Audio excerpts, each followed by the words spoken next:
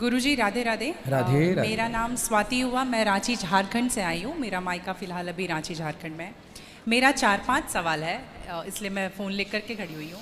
मेरा पहला सवाल ये है गुरुजी की मम्मी जैसे जितिया करती है, हम लोग 3 भाई बहन हैं, 2 बहनें हैं 1 भाई, और मेरे घर में एक छोटा सा कुत्ता भी है। तो वो गुरुजी भाई बहन के समान ही है, समझ लीजिए। मतलब मम्मी हम लोगों के कंपैरिजन में उसको ज़्यादा प्यार करती है। मोस्ट ऑफ द टाइम उसके पीछे ही मम्मी का जाता है। तो जब मम्मी जितिया करती है तो कहते हैं सबको पहनाती हो वो बद्दी जितिया वाला, तो क्या हम उसको भी पहना सकते हैं? क्या पहनाती हैं? वो जितिया जो पहनते हैं ना, अभी जितिया वाला जो पर्व था कुछ दिन पहले। हाँ हाँ, या देखो नहीं पहनाना चाहिए? ये क्या होता है, पहले ये समझाओ, हम अभी समझे नहीं क्या होता है। भाषा मिसमैच हो रही है। मैं बताती हूँ। जैसे पति के लिए तीज किया जाता है, करवा चौथ किया जाता है, ठीक उसी प्रकार से बच्चों के लिए जितिया का पर्व किया जाता है। हमारे यहाँ उसे संतान सप्तमी कहते हैं शायद, मुझे इसका ज्ञान नहीं है। हाँ हाँ, हमारे यहाँ उसको संतान सप्तमी बोलते हैं। ठीक जी, ठीक है, ठीक है। देखो, बच्चों के साथ बच्चों का व्यवहार करो, जीव मात्र से प्रेम करना बुरा नहीं है। सबसे प्रेम करो, सबको रोटी दो, सबको प्यार करो, सबको दुलार करो। प्यार दुलार करने में कोई बुराई नहीं, पर हर चीज की मर्यादाएं हैं। आप जितना प्यार अपने पति से करती हैं, आप उतना प्यार, उस तरह का प्यार पर पुरुष से करेंगे तो ये मर्यादा के खिलाफ है। मतलब प्यार अब कहेंगे नहीं जी जैसा हम अपने पति से करते हैं वैसे तुमसे भी करेंगे, वो अमर्यादित हो जाएगा। उसी तरह हम गाय से जो व्यवहार कर सकते हैं वो कुत्ते से नहीं कर सकते। तो हर चीज की एक मर्यादा है। कुत्ते को देहली के बाहर रखा जाता है, घर के अंदर नहीं। बट वो तो हमेशा घर में ही रहता है। वो आपकी अज्ञानतावश है। तो कुत्ता जहां जहां अपने पांव रख देता है, कुत्ता जहां जहां होता है वो अशुद्ध हो जाती है जगह। कुत्ता के स्पर्श से अशुद्धि आती है। तो इसलिए कुत्ता को रोटी खिलाने का विधान तो है। कुत्ते को आवश्यकता है तो आप उसकी दवाई भी कराइए, है ना। अनायास उसे छूने का विधान नहीं है। तो फिर गुरुजी उसको घर से बाहर कर दें? बाहर क्या, कुत्ते घर के अंदर रहे कब? आज के जमाने में फैशन का जमाना, तो लग्जरी गाड़ियों में घूम रहे कुत्ते। गाय है आपके घर में? नहीं गुरुजी, उसके लिए इसलिए नहीं पॉसिबल है क्योंकि आप फ्लैट में नहीं रख सकते हैं। आप खुद अगर रेंट पे रहते हैं तो समस्या तो यही है कि आज हम कुत्ते को रखने को पॉसिबल मानते हैं पर गाय को रखना इम्पॉसिबल मानते हैं। गुरुजी दिक्कत तो कुत्ते से भी है बहुत लोगों को। हाँ। लॉजिकली देखा जाए, अगर उसको हम बाहर लेकर के जाते हैं शौच के लिए तो उससे भी दिक्कत है, लेकिन कुत्ते में मैनेज हो जाता है क्योंकि हम बाहर लेके जाते हैं। एक्चुअली कुत्ते में आप लोग मैनेज करना सीख गए हैं। काश गाय के साथ भी मैनेज करना सीख गए होते तो गाय भी मैनेज हो जाती है अभ्यास से। अब कुत्ते के संग रहते रहते अभ्यास हो गया। गाय भी ना, छोटी सी गाय आती है जो हिमालय तरफ की गाय है ना, वो बहुत छोटी सी होती है। वो गाय यदि आप घर में रखेंगे तो वो आपके बिस्तर में सो सकती है, वो आपके संग खा सकती है। मतलब छोटी सी होती है, 1 लीटर दूध देती है वो, और इतनी प्यारी गाय होती है, इतनी सुंदर होती है। मतलब पूरे भारत देश की सर्वश्रेष्ठ नस्ल है वो, सबसे सुंदर सर्वश्रेष्ठ गाय। वो गाय सिर्फ कम दूध देती है।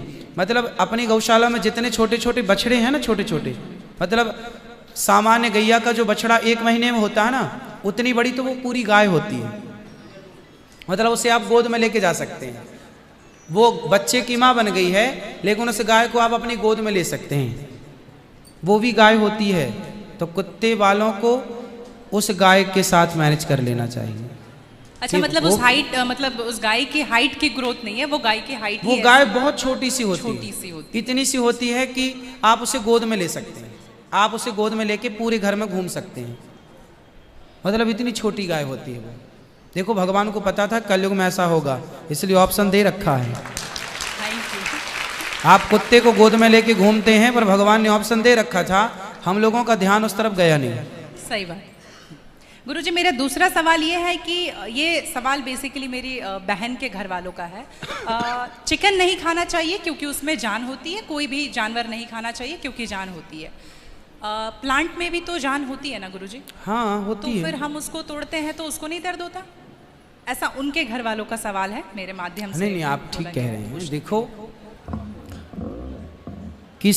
आप ना गेहूं को चबा जाइए जी, चने को चबा जाइए, दालों को चबा जाइए, तो वो रोती नहीं है, चीखती नहीं है, उसमें रक्त नहीं होता, हड्डी नहीं होती, मांस नहीं होता, वो चीखती नहीं है, चिल्लाती नहीं है ना। पर आप मुर्गी को मारिए तो वो चीखेगी, चिल्लाएगी, भागेगी, खून है, हड्डी है, मांस है ना। एक्चुअली सिद्धांत है ना, देखो इतने सारे मर्द हैं, लेकिन इतने सारे मर्दों में एक मर्द ऐसा है जो आपका हाथ पकड़ के रह सकता है, आपका हाथ पकड़ के घूम सकता है, कोई कुछ नहीं बोल सकता, क्योंकि वो आपका पति है ना। समाज ने आपको इजाजत दे दी, आपकी मांग भर गई, मंगलसूत्र आ गया, अब समाज ने स्वीकार कर लिया कि ये मर्द, ये पुरुष अब आपका पति है। अब आपको दूसरे पुरुषों के साथ देखा गया तो आप अच्छे नहीं माने जाएंगे। तो जैसे समाज ने एक पुरुष के संग, एक स्त्री के संग इजाजत दे दी, शास्त्र ने इजाजत दे दी कि आप इसके साथ रह सकते, ये लीगल है, उसी तरह आपको गेहूं, चावल, अंकुरित अनाज चीजें, दाल, चावल, सब्जी, रोटी खाना लीगल, वेद ने आज्ञा दे दी, ये खा सकते हैं। मांस के लिए आज्ञा नहीं दी। पतिव्रता नारी पराये मर्द के संग, पराये पुरुष के संग घूमेगी तो समाज उसे ठीक नहीं कहेगी। उसी तरह हमें शास्त्र आज्ञा करते हैं कि हमारे ठाकुर जी, हमारे राम फल खाते हैं, हमारे राम फल खाते हैं, दाल, चावल, साग, सब्जी, बादाम, काजू ये खाते हैं, तो हमारे राम, हमारे कृष्ण खाए, मतलब वेद ने आज्ञा दे दी कि आप ये खा सकते हैं, ये खाने का पदार्थ है। मांस शेर के लिए है, बिल्ली के लिए है, कुत्ता के लिए है। क्या आप कुत्ता हैं? क्या आप बिल्ली हैं? क्या आप शेर हैं? क्या आप चीता हैं? नहीं। फिर जब हम मनुष्य हैं तो मनुष्यवत व्यवहार करें जी। हम वो ना खाएं जो हमारे लिए नहीं है। अब मांस खाने वाले जानवर ना, आप गौर से देखिएगा, मांस खाने वाले जितने जानवर होते हैं, कुत्ता, बिल्ली, चीता, शेर, सब जीभ से चाट चाट के पानी पीते हैं जी। आपने कुत्ते को पानी पीते देखा हो? जीभ से पीते। लेकिन आप कैसे पानी पीते हैं? होंठों से पीते हैं, मुंह से पीते हैं। गाय कैसे पानी पीती है? मुंह से, जैसे हम लोग पीते। कुत्ता चाट के, बिल्ली चाट के। मतलब शाकाहारी जानवर और मांसाहारी जानवर दोनों ईश्वर ने बनाए हैं। गाय को आप मांस परोसिए, नहीं खाएगी, वो बकरी को मांस परोसिए नहीं खाएगी, भैंस को मांस परोसिए नहीं खाएगी। जब जानवर जानवर होके अपने धर्म में अड़े हैं तो हम इंसान क्यों अपना धर्म छोड़ रहे हैं? अब जो मांसाहारी जानवर होते हैं उनको आप ध्यान से देखना, उनके पांव में नाखून होते हैं, जबकि शाकाहारी जानवर के खुर पाए जाते हैं। जैसे गाय का खुर होता है, बकरी का खुर होता है, भैंस का खुर होता है, जबकि चीता का, शेर का, कुत्ते का, बिल्ली का। अब आप देखिए कि आपके ईश्वर ने पैर बनाए हैं ना तरीके से, आप मुंह से पानी पी, मतलब आपके लक्षण शाकाहार से मैच कर रहे हैं, है ना। बिल्ली के, कुत्ते के यहाँ कैनाइन दांत बड़े बड़े होते हैं मांस फाड़ने के लिए, आपके नहीं है। मतलब आप ईश्वर की तरफ से शाकाहार। और अब मैं नहीं कहता, आप मेडिकल साइंस का अध्ययन करके देखिएगा, साइंटिस्ट लोग अब सिद्ध, अभी मैं इंग्लैंड गया था, वहाँ मुझे बताया कि जो अंग्रेज लोग इनके बाप दादी जो मांस खाते चले आए हैं, अब कुछ अंग्रेज लोग इतने जागरूक हो गए हैं कि अब वो मांस नहीं खाते। वो कहते हैं कि अब इसको खाने से बीमारियां बढ़ रही हैं, लोग परेशान हो रहे हैं। पहले के लोग जंगल में कंदमूल फल खाते थे, ये अब खाने लग गए हैं, सुअर खा रहे हैं, कुत्ता खा रहे हैं। अब बहुत सारे लोग शाकाहार की तरह जो जागरूक हैं बढ़ रहे हैं। तो आप और हम तो पहले से जागरूक हैं, तो हम क्यों अपने आप को मांसाहार की तरफ ले जाएं? क्यों किसी की हड्डी चबाएं?